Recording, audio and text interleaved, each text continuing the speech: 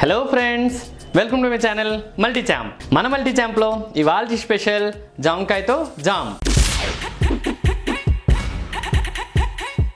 చిన్న చిన్న చిట్కాలు యూస్ చేసి ఈ రుచికరమైన జామకాయ జామ్ ఎలా తయారు చేసుకోవాలో చూసేద్దాము. మరి ఈ జాంపళ్ళు జామ్ అనేది చాలా టేస్టీగా ఉంటుంది అండ్ మంచి ఫ్లేవర్డ్గా ఉంటుందండి.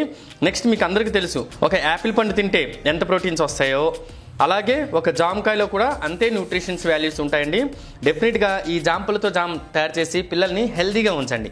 ఫ్రెండ్స్, ఇక్కడ ఈ గువా జామ్ అంటే టేస్టీ గువా జామ్కి ముందుగానే ఇక్కడ గువా జామ్ అంటే జామ పండ్లతో చేసిన జామ్ అండి. ఓకే, ఇక్కడ నేను బాగా మగ్గిన జామ పండ్లు నేను 1 కిలో వరకు తీసుకున్నాను. ఇక్కడ చిన్న చిన్న ముక్కలుగా కట్ చేసుకొని 1 కిలో వరకు తీసుకొని దీన్ని ప్రెషర్ కుక్కర్లో వేసుకొని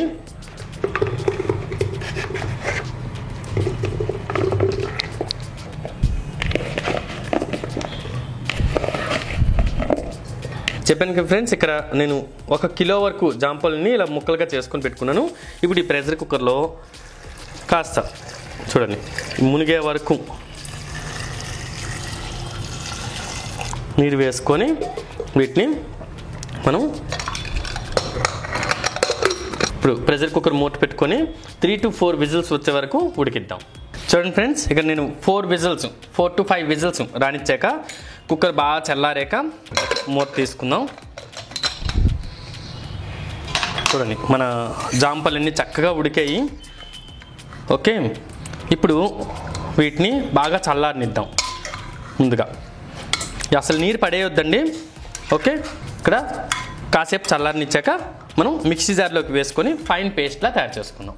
జాంపల్ని చక్కగా చల్లారిన తర్వాత బాగా ఒక మిక్సీ జార్లో తీసుకొని మనం ఇవన్నిటిని వేసుకుందాం.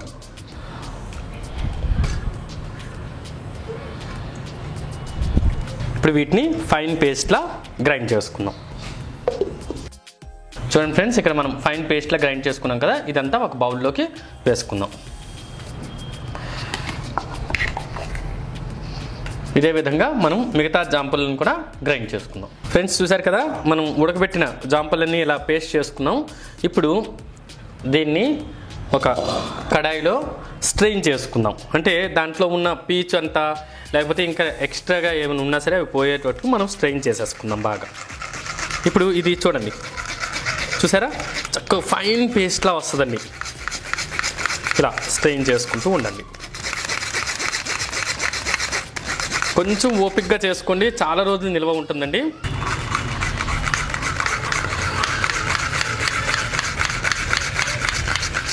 చూసాక ఫ్రెండ్స్, మన పల్ప్ అంతా చక్కగా ఫిల్టర్ చేసుకున్నాక ఇలా మెత్తటి పేస్ట్లా సాఫ్ట్గా వెన్నముద్దలా తయారైంది. ఇప్పుడు గుర్తుపెట్టుకోండి, 1 కిలో జాంపలు తీసుకుంటే 1 కిలో పంచదార తీసుకోవాలి. ఓకే, ఆ పంచదారని కూడా దీంట్లో వేసుకుందాం. వీటి రెండింటిని బాగా కలుపుకుందాం.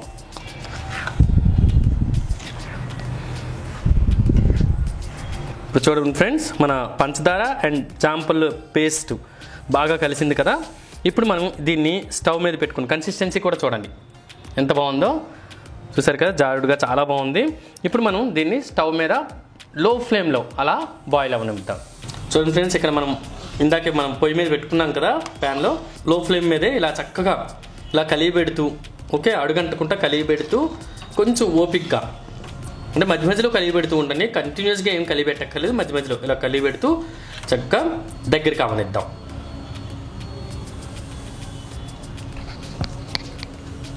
చూడండి ఫ్రెండ్స్, ఇక్కడ లో ఫ్లేమ్లో అంటే సిమ్లోనే చక్కగా బాయిల్ అవుతుంది. కాస్త టైం తీసుకుంటుందండి ఇది. ఓకే, ఇదంతా అవుతుంది కదా. ఇప్పుడు మనం అంటే కొంచెం బాయిల్ అయిన తర్వాత మనం ఏం చేద్దామంటే కాస్త నేను ఇక్కడ కొంచెం అంటే కలర్ఫుల్గా కనిపించడానికి మనకి అంటే పిల్లలకి కాస్త జామ్ అనేది కలర్ఫుల్గా కనిపిస్తే బాగుంటుంది కాబట్టి దీంట్లో నేను ఎల్లో ఫుడ్ కలర్ ఇలా వేస్తున్నాను కాస్తని.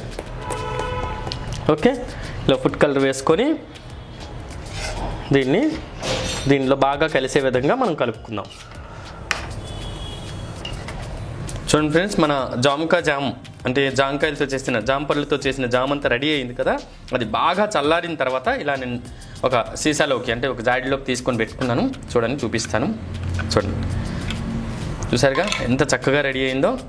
మనం ప్రిజర్వేటివ్స్ వేసిన జామ్ కంటే ఇలా మనం ఇంట్లోనే చేసుకున్నాం అనుకోండి, చక్కగా పిల్లలు కూడా హ్యాపీగా ఫీల్ అవుతారు. అండ్ పిల్లలకు బాగా ఇష్టం కదా జామ్ అండ్ బ్రెడ్ తింటాం. ఓకే, ఇప్పుడు నేను బ్రెడ్కి పూస్తాను. ఫ్రెండ్స్, ఈ జామ్ని మనం బ్రెడ్ మీద ఎలా పూసుకోవాలి చూడండి. ముందు బ్రెడ్ని టోస్ట్ చేసుకోండి. నేను ఇక్కడైతే పెనం మీద నెయ్యి కాస్త వేసుకొని, లేకపోతే మీకు బటర్ ఉంటే బటర్ వేసుకొని ఇలా టోస్ట్ చేసుకోండి. టోస్ట్ చేసుకున్న తర్వాత ఇప్పుడు కొద్దిగా ఇలా జామ్ తీసుకుంటూ చూడండి, మనం ఫ్రెష్ జామ్ పండ్ల జామ్ తీసుకొని ఇలా పూస్తూ ఉండండి. పిల్లలు అయితే భలే హ్యాపీగా తింటారండి. బ్రేక్ఫాస్ట్కి, మార్నింగ్ బ్రేక్ఫాస్ట్కి, స్కూల్కి వెళ్ళే ముందు ఇవ్వండి. ఇలాగా చాలా బాగుంటుంది. ఒకసారి మీరు డెఫినెట్గా ట్రై చేయండి. మంచి ఫ్లేవర్తో గుమగుమలు ఆడుతుంది జామ్ని. కొంచెం చూడండి. ఇప్పుడు ఈ స్లైస్ని ఇలా పెట్టేసేయండి. అంతేనండి. ఇంకోటి కూడా చూపిస్తున్నాను. ఇలా తీసుకొని కొద్దిగా జామ్ ఇలా తీసుకొని